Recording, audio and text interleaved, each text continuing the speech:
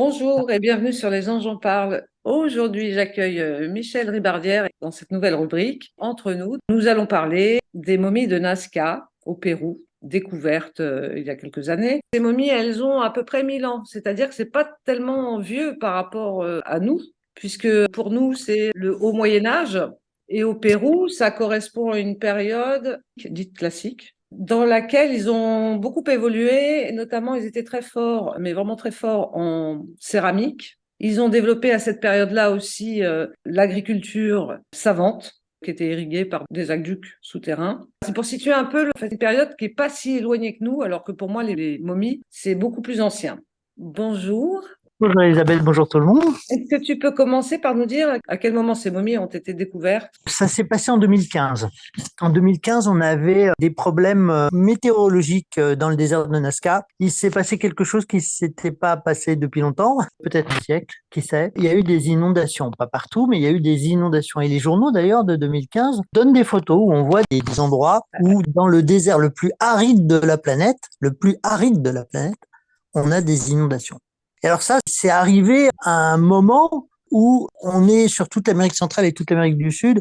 On a ce qu'on appelle des huaqueros, des pilleurs de trésors, des chercheurs de tombeaux qui tentent de découvrir des lieux anciens dans lesquels d'anciennes civilisations auraient enterré, auraient caché des minerais précieux, qui sont précieux aujourd'hui, mais qui l'étaient déjà à l'époque, en or, en argent ou autre, parce que ils savaient manier certains métaux, ils savaient récolter, on va dire miner certains métaux précieux. Et ces Wakaros sont aussi à la recherche éventuellement de momies humaines, parce que c'est vrai que si vous découvrez une momie humaine en très très bonne condition, peut-être un corps d'une personne qui appartenait pourquoi pas à la noblesse ou un enfant peut-être, eh bien pour un Wakaros, ça représente peut-être des dizaines de milliers d'euros. Alors c'est totalement illégal, hein. On est d'accord, hein. C'est un délit, hein.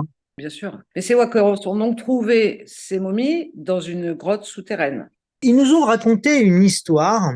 Cette année-là, 2015, ils ont repéré quelque chose dans le désert. Ils ont repéré quelque chose qui peut-être était devenu apparent grâce aux pluies qui étaient tombées. Et ils sont revenus plus tard, peut-être en septembre ou en octobre de la même année.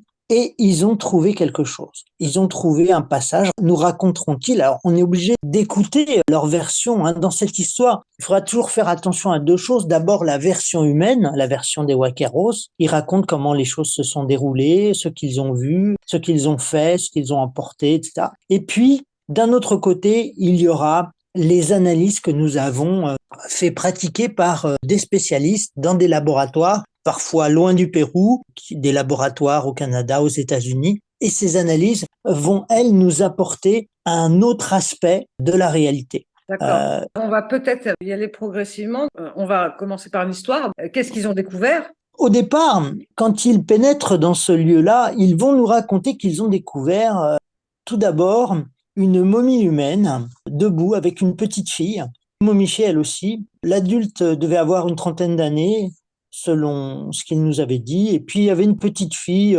peut-être dans les 10 ans, qui avait dans les cheveux des décorations telles qu'on emportait quand on faisait partie de la noblesse inca avant. Donc au départ, ils vont nous dire qu'ils ont vu ça. Et puis en explorant un petit peu, pas beaucoup, très rapidement, ils sont tombés sur un premier sarcophage. Et si je dis premier, c'est parce que vous vous en doutez, il va y en avoir un autre, ou au moins un autre. Et ce premier sarcophage, il est en pierre. Ils le décrivent comme faisant quelque chose comme 3 mètres de long, 1,50 m de haut, 2 mètres de large, vraiment quelque chose de très, très, très, très, très gros. Et comme il est en pierre et recouvert d'un couvercle de pierre, il est très, très, très difficile de soulever ce couvercle et ils vont donc utiliser un cric. Ils vont réussir à le faire suffisamment bouger pour pouvoir soulever le couvercle. Et ils vont nous raconter qu'en mettant leurs mains là-dedans, en fouillant, ils vont être extrêmement surpris parce que à l'intérieur de ce sarcophage péruvien, sur un site inconnu dans la région de Nazca, à l'intérieur de ce sarcophage, donc, ils vont surtout trouver une poudre blanche qui recouvre des organes, des mains, des éléments qui semblent ressembler à un cerveau ou à un poumon, des pierres sculptées, des crânes. Mais le problème qu'ils ont, très très vite, ils s'en aperçoivent avec une grande déception, c'est que ces mains qu'il retire du sarcophage, ce ne sont pas des mains humaines. Elles ont 3 doigts. Ce sont des mains qui sont donc séparées de tout corps. Il n'y a rien d'autre dans ce sarcophage qui appartienne au même corps. Ce sont des mains d'une grande longueur. Elles font dans les 30 centimètres. Chaque doigt comporte 6 phalanges. Nous, on en a 3. Hein. Quand je parle de doigts, il y a 3 doigts, mais il n'y a pas de pouce. Hein. Ce sont 3 doigts, par exemple, majeur, index. Et annulaire. Oui, ouais. Et donc, ils sont assez déçus parce que c'est compliqué pour un Wakeros qui revend en douce des corps de pouvoir justifier de l'origine de ces corps. Là, ils ne sont pas devant quelque chose qui relève des Incas ou d'aucune autre civilisation qu'ils connaissent. Ça ne semble même pas humain, évidemment. Et donc, ils vont quand même en prendre quelques exemplaires très déçus et vont s'interroger même sur l'envie qu'ils ont de revenir ici. Ils ne sont même pas sûrs qu'ils vont revenir. Et effectivement, ils vont mettre quelques mois avant de revenir. Mais non sans avoir cédé quelques-uns des organes qu'ils ont retirés de ces coffres et qu'ils ont emportés à un de leurs amis qui est de Lima. Donc eux, ils sont à Nazca, c'est assez loin de Lima, et puis ils ont un ami à Lima. À un moment donné, ils vont transmettre certains de ces organes. Et cet ami de Lima a une connaissance commune avec Thierry Jamin, un Français qui est président d'une organisation péruvienne qui se trouve à Cusco. Donc on est vraiment sur des régions qui sont éloignées. Hein. Et donc à Cusco, Thierry Jamin dirige une organisation qui s'appelle Incari Cusco parce que Thierry Jamin fait de l'exploration. Cela fait, disons, plus d'une quinzaine d'années qu'il est à la recherche d'une ville qui s'appelle Paititi et qui est une ville légendaire.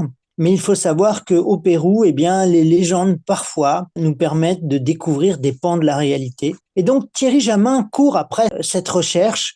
Il organise régulièrement des explorations. Il fait lui-même des découvertes. Il faut savoir que c'est quelqu'un, il est connu quelque peu déjà au Pérou parce que il a identifié une quinzaine de sites archéologiques qui n'étaient pas recensés par le ministère de la Culture péruvienne. Et puis on a beaucoup parlé de lui parce qu'il a été mêlé à une affaire très très étonnante.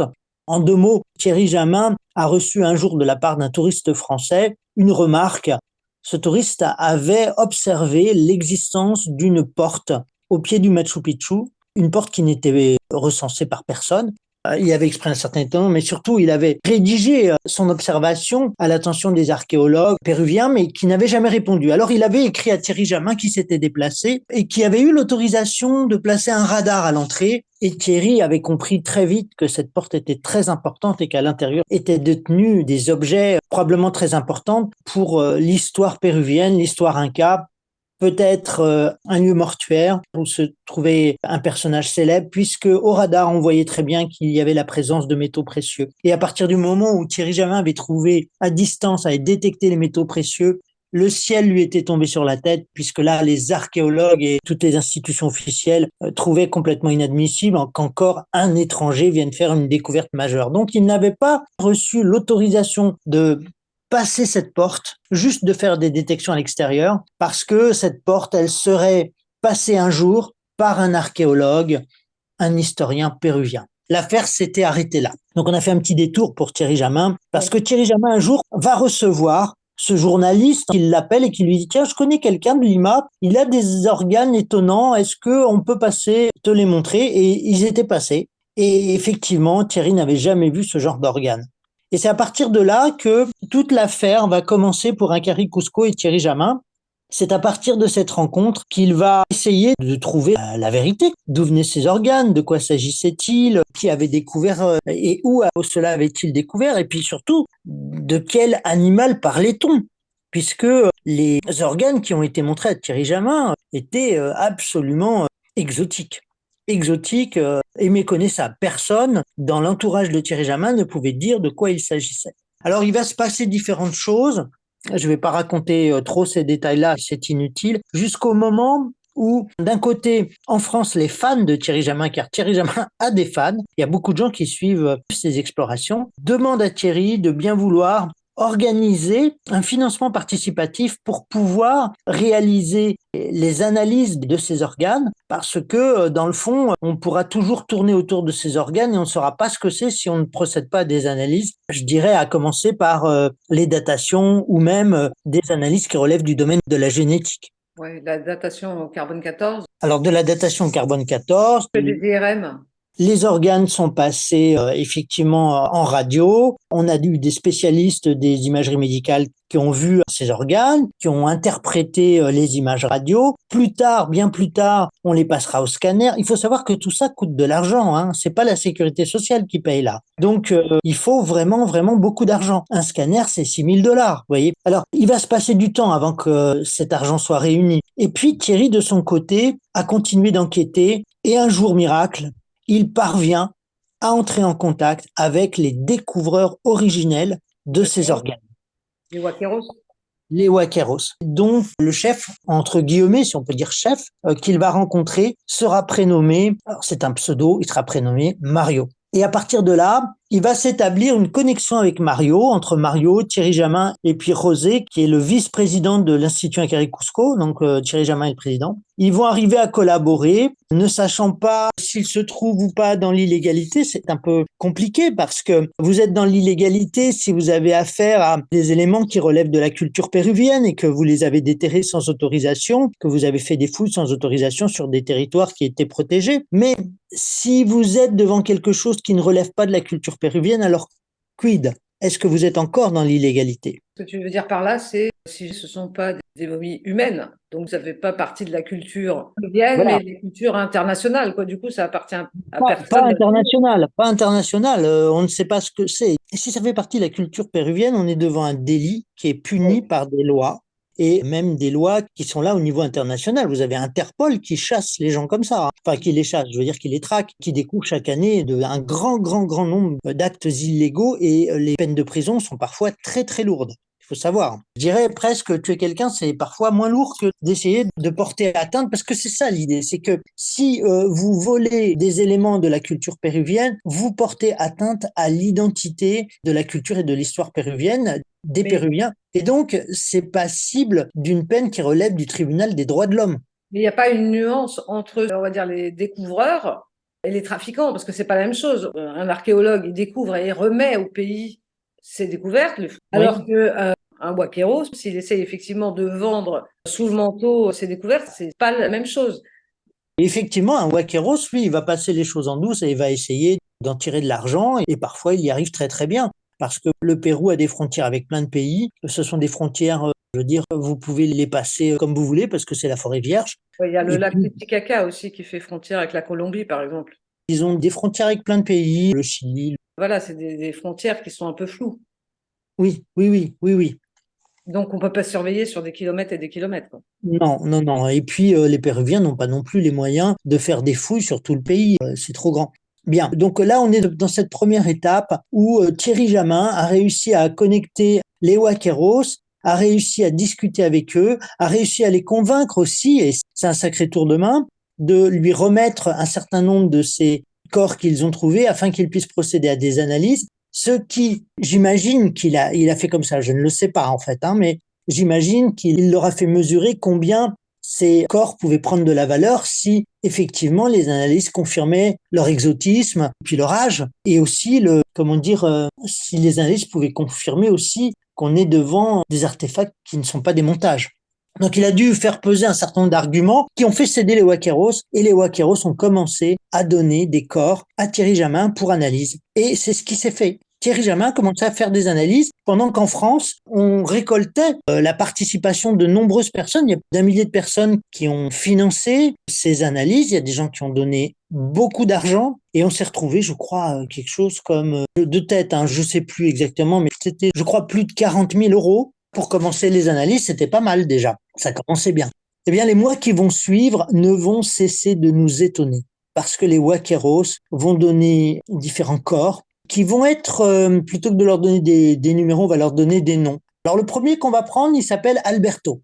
Alors Alberto, c'est un trésor inestimable en tant que corps. Alors faut l'imaginer, c'est un petit corps qui fait environ 60 centimètres, grosse tête, gros yeux. Alors ces corps, ils sont momifiés, ils ont encore la peau. Ils ont plus les yeux parce qu'il y a trop d'eau dans les yeux, mais ils ont la peau, ils ont les organes internes. Ils sont recouverts d'une poudre. On ne sait pas à cette époque-là ce que c'est que cette poudre, mais dans quelques mois, on apprendra que cette poudre, c'est de la diatomite. C'est-à-dire que C'est de la c'est terre diatomée. la terre diatomée. Alors, la terre diatomée, Ça qu'est-ce que absorbe c'est? l'humidité. C'est un composé organique qui vient d'une algue et qui a des propriétés complètement intéressantes. C'est que cette diatomite, elle a cette capacité de noyer les insectes et les micro-organismes. Et donc, quelque part, c'est un antiseptique quelque part. Ça explique le fait qu'on arrive à momifier parce que c'est un antiseptique, c'est un fongicide, donc il empêche les champignons, bien sûr. Et c'est tout ça parce que c'est un dessiccateur, c'est-à-dire qu'il absorbe l'humidité, comme tu disais, justement.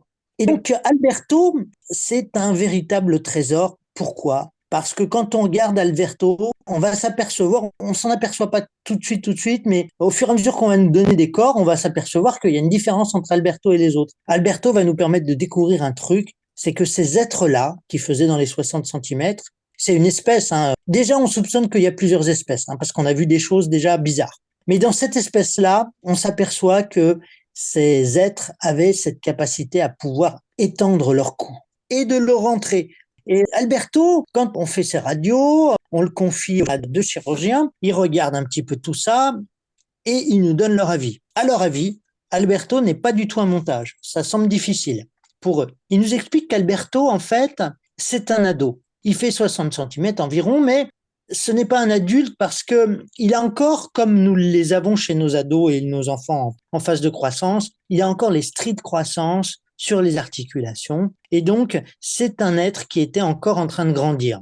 Mais il nous explique que compte tenu de la variation de la densité osseuse, on s'aperçoit que le crâne est beaucoup plus osseux que par exemple certains autres organes qui sont beaucoup moins osseux. Il suppose qu'il était atteint d'une maladie grave, une forme d'ostéoporose, c'est-à-dire que des os plus fragiles, une maladie de laquelle on ne se sort pas en général. Et qu'en regardant de plus près, il s'aperçoit de quelque chose, c'est qu'il a probablement eu une fracture au niveau du bassin à cause de ça. Et quand il a eu cette fracture, à l'époque, il y a 1000 ans, parce qu'on a fait les datations et celui-là, il a 1000 ans, enfin environ, c'est environ, hein, c'est peut-être 900, hein, bon.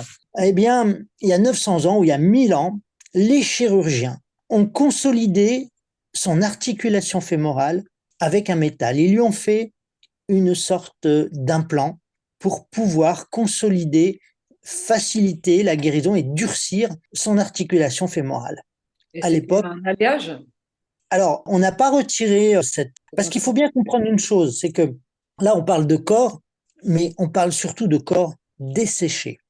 Donc, si vous voulez rentrer dans le corps, c'est pas comme chez nous, vous voyez ce que je veux dire? Chez nous, vous prenez un scalpel, go. Alors que là, non, vous êtes obligé de casser, c'est définitif. Ouais. Vous voyez, donc, on va laisser faire là des pros s'ils décident de le faire. Est-ce qu'on a besoin d'en savoir plus? Peut-être ou peut-être pas. Ça veut dire aussi que médicalement, ils étaient très avancés parce que c'est une greffe, quoi. C'est comme une Exactement, prothèse. exactement, exactement. C'est précisément là où je voulais en venir, c'est que qu'est-ce qu'on a devant les yeux là? On a un être d'origine inconnue qui n'est pas un humain, et ces êtres-là, ceux qui l'accompagnent, ils ont des sciences médicales. Ils savent analyser, découvrir une pathologie, d'accord, mais ils savent mettre en place des stratégies pour essayer de lutter contre ces pathologies. Alors comme nous, parce que nous non plus, on ne sait pas gérer une ostéoporose de ce type-là. Oui, c'est ce que Comme je disais tout à l'heure. C'était pour nous l'époque du Moyen Âge. ah oui, bah à l'époque, on Au savait même Moyen pas. Âge, on ne faisait pas d'implant. Bah nous, on n'avait pas vraiment une science médicale comme la leur. Ils sont très très avancés. Ces gens-là sont Ça, très c'est avancés. très étonnant, oui. Et d'ailleurs, ce que j'ai oublié de dire, c'est que sur certains des organes qui ont été ramassés dans le coffre, en particulier les mains, sur certaines des mains, on a véritablement des implants qui sont situés de très grande taille, qui sont situés sous la peau, au niveau du poignet. Donc là aussi, on est devant une interrogation assez inhabituelle. On se demande ce dont il s'agit. Qu'est-ce que c'est que ces implants sous la peau? Implants que peut-être on voit parce que la peau a été desséchée. Mais qu'en était-il quand la peau n'était pas desséchée comme ça? Est-ce qu'on les voyait, ces implants? Et sinon, alors à quoi servent-ils? C'est toute une question. Et ces implants, on a commencé à en analyser. On a vu qu'il y avait dedans des extraits. Enfin, il y avait une portion qui était avec des métaux précieux comme de l'or, par exemple. On a vu qu'il y avait des choses. Mais on ne sait pas du tout pourquoi sur certaines mains on a ces implants et sur d'autres, il y en a pas. En tout cas, sur Alberto, il y avait un implant au niveau de l'articulation fémorale, comme je le disais, et l'ensemble des découvertes que nous avons faites sur Alberto nous semble à l'époque absolument extraordinaire. Mais on est loin de savoir encore ce qui va se passer.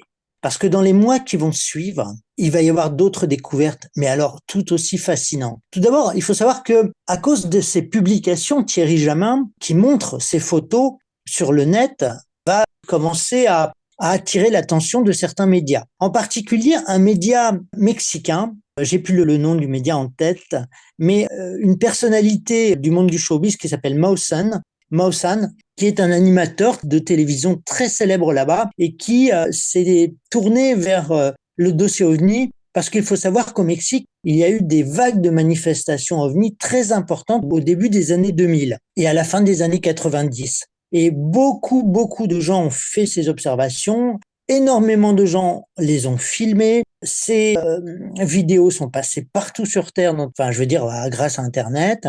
Et donc, Mawson était déjà célèbre, mais il est devenu encore plus célèbre. Il s'intéresse à ce que fait Thierry Jamin. Ils entrent en contact avec Thierry Jamin et Thierry Jamin accepte de les recevoir. Alors, je pense qu'il peut y avoir quelques conditions. C'est-à-dire qu'il veut peut-être pas les recevoir comme ça. Il veut bien les recevoir, j'imagine, parce qu'ils vont venir avec des spécialistes, biologistes, médecins, physiciens. Et effectivement, Jaime Maussan, il rigole pas. Quand il vient, c'est pas sans tous ces gens-là, dont certains vont faire un travail absolument brillant. Je suis très admiratif de ces gens-là parce que ce sont des personnes qui sont absolument très intelligentes et n'ont pas eu peur, ont eu beaucoup de courage, n'ont pas eu peur de griller quelque part leur carrière. Parce que vous savez que dans ce milieu médical, le milieu des sciences, c'est bien d'être un découvreur, mais il faut pas aller trop loin non plus. Faut pas sortir trop au-delà de la pensée dominante. Or là, on est vraiment très loin de la pensée dominante. Là, les scientifiques du Pérou vont se lever en masse pour accuser Thierry Jamin de créer à partir de corps des faux et de procéder à des actes qui sont totalement amorales et ne vont pas hésiter, sans avoir jamais vu ces corps, sans avoir jamais vu aucune des analyses, à donc conclure que ces corps sont forcément des faux et qu'il faut absolument réagir parce qu'ils sont fabriqués à partir des ancêtres péruviens. Donc, on a déjà des levées de boucliers très fortes qui sont en train de se préparer là. Quelles ont donc été les conclusions de ces spécialistes de tous bords? Alors, pour l'instant, on a fait une seule découverte. Et dans cette découverte, on a pu tirer beaucoup de choses de cette découverte. Ces gens-là avaient des sciences médicales, ils savaient pratiquer une certaine médecine, et les stratégies qu'ils avaient n'étaient pas des stratégies complètement loufoques, puisque nous procédons nous-mêmes à la même chose. Dans les 70 dernières années, nous avons procédé à ce genre d'opération. On a, nous aussi, cherché à renforcer des articulations lorsqu'il y en avait besoin. Donc, on en était à Alberto. Mais dans les semaines qui vont arriver, Jaime Maussan et sa bande arrivent, et quand ils arrivent, un nouveau corps a été remis à Thierry Jamin, un corps que l'on va appeler Joséphina. Et Joséphina, elle a une particularité. On lui a donné un nom de fille parce que elle a un gros ventre. Thierry Jamin, en voyant Joséphina, a supposé qu'elle était enceinte. Elle a aussi, au niveau pectoral, un implant en forme de double disque, mais vous voyez comme un 8, comme deux disques reliés comme un 8, ouais, un petit peu comme un 8, mais en métal. Il est implanté au niveau pectoral. Joséphina, quand vous la voyez, elle est vraiment très jolie, Joséphina. Elle est très jolie. Elle est très harmonieuse. Les proportions, on voit très bien qu'elle est de la même espèce que Alberto. C'est important de le dire, parce qu'on va voir arriver dans les mois qui arrivent une douzaine de corps de la même espèce et aucun ne se ressemble. Comme nous, on est de la même espèce, mais on ne se ressemble pas forcément les uns les autres. Et voilà ce qui va se passer. Et Joséphina, quand Thierry Jamin elle a fait passer à la radio, les scientifiques mexicains sont arrivés. Et là, on découvre tous en même temps, et tout est filmé, on découvre tous en même temps ce que les radios ont pu voir. On découvre tous en même temps les radios, et là, tout le monde, absolument tout le monde, est surpris. Personne ne s'attend à voir ce qui a été vu. Oui, tout le monde a vu que le corps de Joséphina, il était un peu gros au niveau du ventre, et on a tous soupçonné qu'il y avait un embryon peut-être. On s'est dit peut-être, eh ben pas du tout. C'est pas du tout un embryon.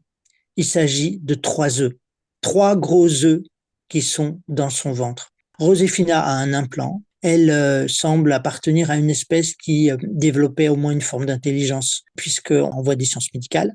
Et ce n'est pas du tout un mammifère, elle n'a d'ailleurs pas de sein. Donc là, cela écarte définitivement le lien qu'il peut y avoir entre ces espèces et l'espèce humaine.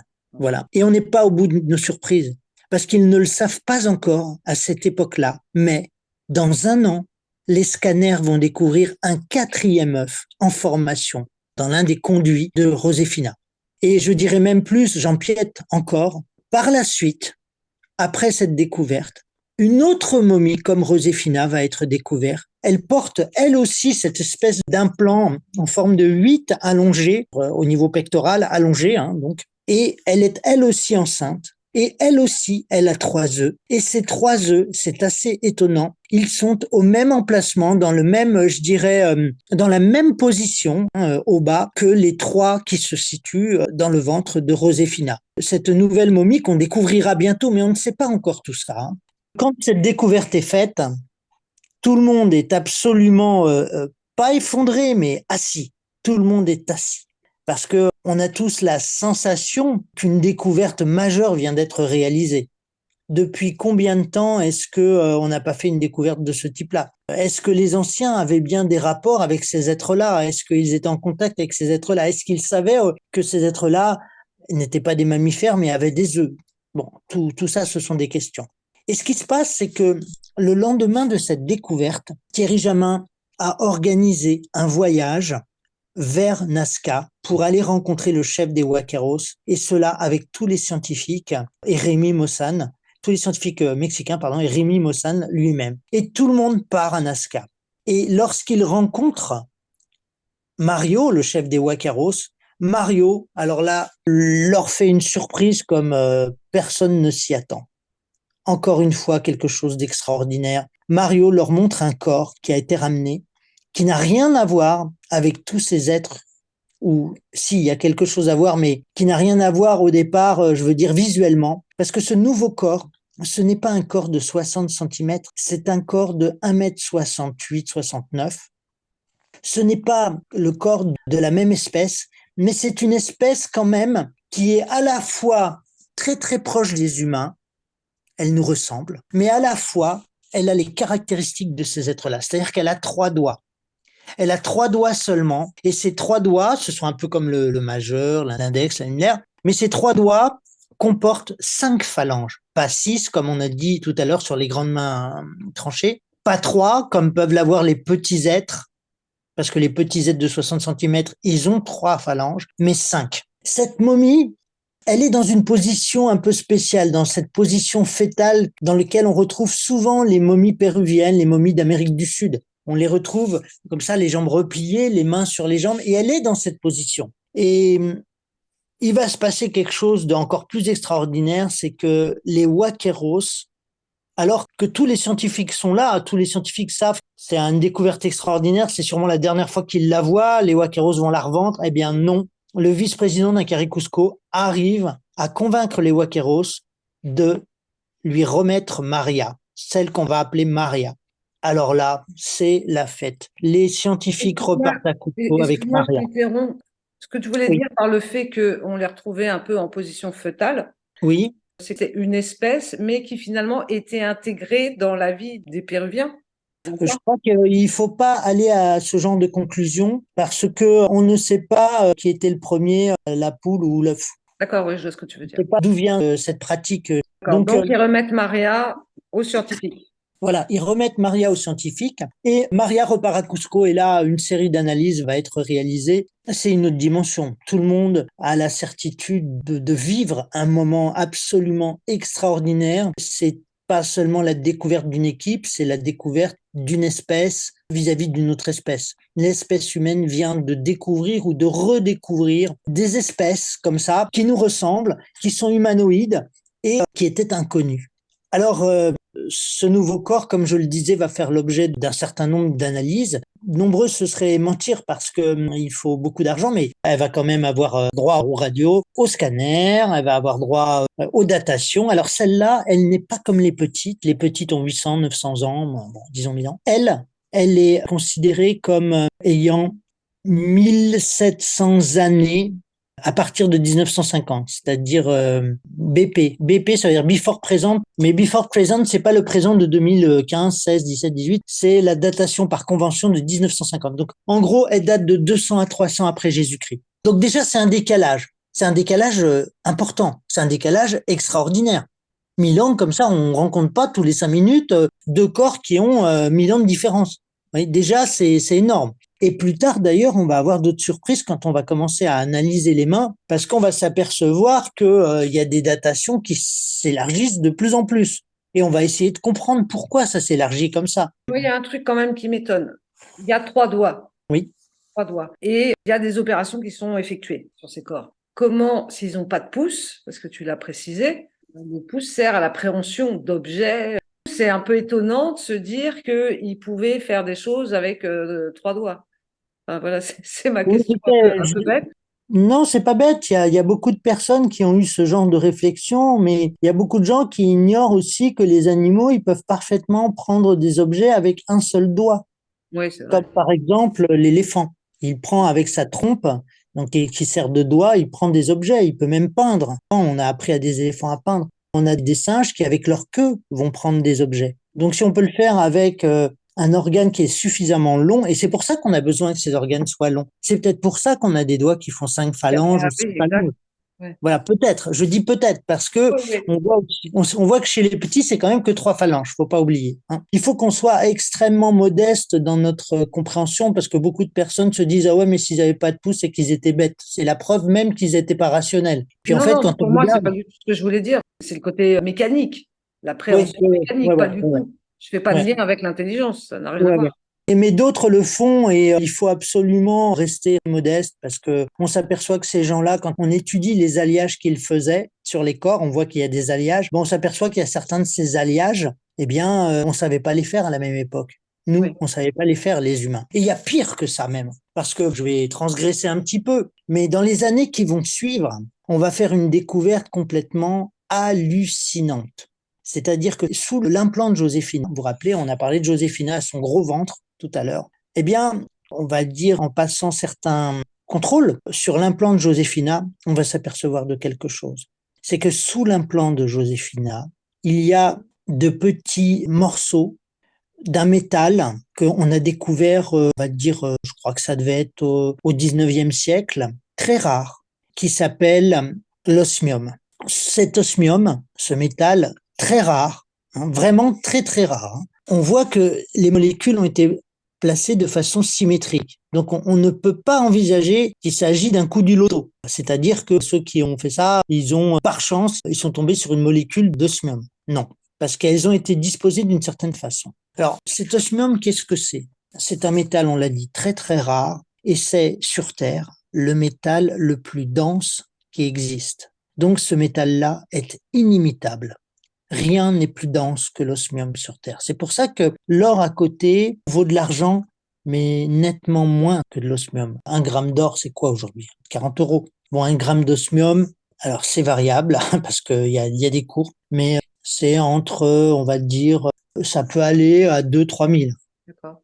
Vous voyez, donc on n'est plus dans les mêmes proportions là au niveau, mais c'est à cause de la rareté de l'osmium. À Ouais. côté, l'or est un métal courant. Donc les découvertes, on n'a pas fini d'en faire. Et il y en a qu'on n'a pas pu pour l'instant révéler parce que on ne peut pas les prouver. Elles ne sont pas entre les mains de l'Institut Incarri Cusco pour l'instant. Thierry a pu voir, peut-être même filmer, mais on n'a pas pu les obtenir de la part des Wakaros. D'accord. Mais il y a d'autres découvertes qui sont extrêmement importantes et qui seront à un moment donné l'objet d'une révélation, d'une divulgation, peut-être même qu'on arrivera à les acquérir auprès des Wakaros. Et selon toi, pourquoi cette découverte est tellement décriée? Parce qu'il y a eu des présentations à un congrès aux États-Unis, un autre au Mexique, je crois. Et j'ai l'impression qu'on essaye de faire passer des découvertes pour des fakes. Alors, ces découvertes, elles sont extrêmement violentes pour certains. Il faut comprendre que quand vous faites ce genre de découverte, vous faites passer ceux qui sont en charge de certaines missions pour le ministère de la Culture, pour le ministère de l'Enseignement, pour la recherche, vous les faites passer pour des débutants. Parce que parfois, ces gens-là ont un doctorat spécifiquement sur les dates auxquelles on a retrouvé. Par exemple, vous avez des gens qui ont des doctorats qui concernent, par exemple, la période de 1000 ans après Jésus-Christ. Et eux, ils nous ont jamais parlé du fait qu'il y avait ces êtres-là. Oui, donc Or, ça remet en question leur savoir. leur savoir, leurs compétences, leur salaire éventuellement. Donc c'est pratiquement des attaques directes qu'on leur met. Il y a ce genre d'intérêt personnel. Et puis, ça bouscule beaucoup. Vous savez, j'ai eu la chance de faire partie des gens qui sont allés plaider. Alors moi, j'ai pas beaucoup parlé vu que je parle pas espagnol, mais qui sont allés plaider auprès du Congrès péruvien, au Congrès de la République. Je peux vous dire que les représentants de l'université, en particulier un des archéologues, étaient d'une violence. Si seulement j'avais parlé espagnol, moi, je lui aurais répondu. Parce que vraiment, pour eux, la science ne pouvait pas être remise en question, parce que pour lui, la science, c'est ce qu'il a appris à l'université. C'est pas ses nouvelles découvertes. Oui, mais la Voilà. science Ça me est fait peur. muable, puisque justement, la science évolue tous les jours. Oui, d'accord, mais tous les jours, mais pas d'une façon si violente. Voilà, ça c'est trop pour eux. Et donc vous avez des gens qui ne parviennent pas à s'ouvrir et à comprendre que la réalité dépasse complètement leurs croyances. Ce sont quelque part des scientifiques qui s'accrochent à des croyances dogmatiques. Ils ne peuvent pas changer devant une réalité qui les dépasse. Mm. Et ça fait très très très mal, évidemment, parce que si ces gens-là, ils sont au pouvoir, c'est toute la civilisation qui est obligée d'attendre que ces gens-là partent. Oui. Donc oui, il y a pas mal de choses. Alors après, ça fait partie des éléments qui vont à l'encontre. Il y a d'autres éléments qui sont encore plus vicieux que ça. Je vais vous en donner un qui est assez intéressant. C'est que on a parlé tout à l'heure des délits que représente le fait de voler des Oui. artefacts, des corps, etc., pour aller enrichir des musées personnels en Asie, en Amérique, en Europe, etc. Eh bien, tout ça, ça représente un marché très important. Un marché qui, en termes d'argent, est supérieur à l'ensemble des ventes de drogue qui sont conçues dans ces pays-là. Il faut comprendre que c'est estimé comme bien supérieur à toute la drogue que peut exporter la mafia qui cultive dans ces pays-là, dans tous ces pays d'Amérique du Sud et d'Amérique centrale. Alors, le truc, c'est que ça pose problème, ces découvertes-là, parce que ça braque les télévisions, les caméras de toute la planète sur ces sujets-là. Et c'est en ça que ça pose problème. C'est pour ça qu'on préfère étouffer ces affaires-là plutôt que on continue d'avoir des enquêteurs, des caméras qui viennent filmer, qui viennent parler de ce qui se passe au Pérou dans ces domaines-là. Parce que bien entendu, il y a beaucoup d'enjeux. Actuellement, par exemple, l'UNESCO protège certains sites péruviens. Donc, elle les protège, ça veut dire qu'il y a de l'argent qui est transmis, etc. Mais c'est bien embêtant pour le Pérou qu'il y ait trop de sites à protéger. Donc, il y a des sites, ils préféreraient qu'ils soient pas protégés. Il y en a, ils vont pas les signaler. Pourquoi? Parce qu'à ces endroits-là, si c'est protégé, on peut plus construire. Oui. Donc, il y a des intérêts directs qui font que on préfère que les caméras aillent voir ailleurs si on y est, plutôt que d'aller sur ces zones-là. Côté découverte aussi, c'est quelque chose qui me semble important. Ça veut dire que peut-être qu'on descend pas du singe ou de je ne sais quoi. C'est beaucoup de choses qui sont remises en question. Ah oui, c'est sûr qu'une telle Ouais, découverte va nous forcer à bien étudier, à peut-être remettre en question un certain nombre de choses. C'est possible, hein. On ne sait pas en fait, hein. On ne sait pas. ça Peut-être peut que déranger aussi. on ne sait même pas d'où viennent ces êtres-là. Est-ce que ils étaient là avant l'être humain? Est-ce qu'ils viennent d'une autre planète ou d'une autre dimension? On ne sait pas, on ne sait rien. On ne peut absolument rien dire pour l'instant, sauf que ils ont une réalité et qu'on peut déduire un certain nombre de choses de ce que nous voyons. Et pour l'instant, on a stoppé là. Mais il faut aussi peut-être rester ouvert à ce que nous disent les Wakeros, parce que les Wakeros sont assez clairs sur plusieurs éléments très insolites. Ils nous expliquent que quand ils étaient sur les sites qui sont énormes, ils passaient des jours et des jours sur ces sites et parfois il leur arrivait des événements improbables. Comme par exemple, ils nous avaient raconté qu'à un moment donné, ils voulaient se faire du café, ils mettent le café à chauffer et ils se réveillent 8 heures plus tard. D'accord. Alors là, complètement improbable. Ou bien, à un moment donné, ils ont informé Mario d'ailleurs qu'il y avait des êtres dedans. Ils avaient aperçu des êtres. Et deux d'entre eux tentent d'attraper certains de ces êtres en leur jetant des pierres avec une sorte de lance-pierre. Ils arrivent à en toucher un qui est tout de suite repris par un autre, Ce sont des êtres qui sont très rapides. Alors, ils racontent tout ça, mais Mario nous explique qu'il y a eu 2 morts, quand même. Sur les 4 Wakaros qui étaient là, il y en a 2 qui sont morts. Il y en a un qui est tombé malade, ils ont réussi à le ramener apparemment à l'hôpital, mais il est mort à l'hôpital. Et l'autre aurait été pris, alors moi je suis un peu dans la surprise, je ne sais pas si c'est vrai, mais l'autre aurait été pris à un insatiable besoin de sel et il en est mort. Alors ils utilisent le sel pour se purifier. Je ne savais pas qu'on pouvait être pris d'un insatiable besoin de sel, mais en tout cas, lui, il est mort et donc il a dû recruter d'autres personnes. Ouais. Et est-ce Et qu'ils il y ont a été récompensés quand même pour leur découverte? Parce qu'ils ont remis. quelque part, oui, parce que ils n'ont pas fait de prison. Donc quelque part, moi, je trouve que c'est une récompense déjà. Oui, bon, ils auraient Parce pu aussi les récompenser financièrement, en partie, quoi. mais par qui? Parce que en fait, oui, ils ont fait des trouvailles. Ces corps maintenant ont été remis à. Alors d'ailleurs, c'est par l'Institut Incarri Cusco que tout s'est passé. C'est Thierry Jamin. Je pense que ça a été remis à l'université d'Ica pour que l'université puisse prolonger, compléter les analyses, avoir ses propres analyses, ses propres conclusions. Et ça fait plusieurs années que c'est là-bas, mais c'est une université, c'est pas un financement participatif. Donc ça va à son rythme, mais au moins c'est une structure officielle. Ica, c'est une ville au Pérou. Voilà, c'est une ville du Pérou. Elle est célèbre dans le milieu, on va dire, un peu de la recherche ufologique, parce qu'il y avait eu une histoire, dans les années 60, je crois, des pierres auraient été rapportées. Je ne sais plus si c'était un archéologue, enfin un occidental, et ces pierres qui avaient été rapportées par des locaux comportaient des scènes très étonnantes, des scènes de chirurgie, des scènes avec des dinosaures, etc. C'était des dessins. Et quand il leur avait demandé d'où ça venait, ils lui ont expliqué qu'ils avaient trouvé ça dans les ruisseaux. Ça a fait toute une légende là-dessus. Est-ce vrai? Est-ce faux? En tout cas, on voit quand même des scènes d'intervention chirurgicale. Ça, c'est quand même étonnant. Et puis aussi des dinosaures aussi. On voit des dinosaures avec des humains. On voit des choses étranges. Ouais. Il y a un musée où on peut voir ces pierres aussi. D'accord. Ouais. Est-ce que tu voudrais conclure avec quelque chose? Je pense qu'on a fait pour une première. Première approche, si je pouvais conclure, je dirais que il faut absolument rester éveillé sur ces questions-là. Il ne faut pas fermer les portes, il ne faut pas partir bille en tête. C'est important de garder l'esprit ouvert et de continuer d'étudier l'ensemble de ces découvertes parce qu'on va en apprendre beaucoup. Je crois qu'on est à un moment où il y a beaucoup de choses qui sont en train d'être révélées. C'est mieux de pas passer à côté. Quand on est en train de découvrir l'Amérique, c'est mieux d'être au courant. Voilà. Là, ça serait plus que l'Amérique d'ailleurs. Merci Michel d'avoir répondu à toutes ces questions sur ces. Avec grand plaisir. Ouais, Et puis j'espère vous retrouver bientôt sur Les Anges en parlent. à bientôt.